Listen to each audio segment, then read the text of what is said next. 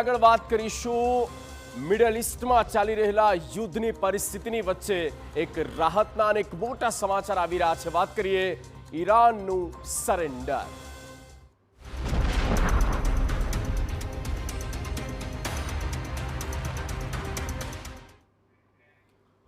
શું કરશે Iran surrender? આ શક્યતાઓ એટલા માટે વ્યક્ત કરવામાં આવી રહી હતી અને તેનો એક આપણે રિપોર્ટ પણ બતાવીશું શું થયું। પણ તે પહેલા એક મોટા સમાચાર એ સંબંધિત એ સામે આવ્યા છે કે ઈરાનને અમેરિકાને ઝટકો આપ્યો છે। ઈરાન દ્વારા અમેરિકાને લાગ્યો ઝટકો અને અમેરિકાને ઈરાન નહીં સોંપે યુરેનિયમનો જથ્થો, યુરેનિયમ સોંપવાનો ઇનકાર કરવામાં આવ્યો છે।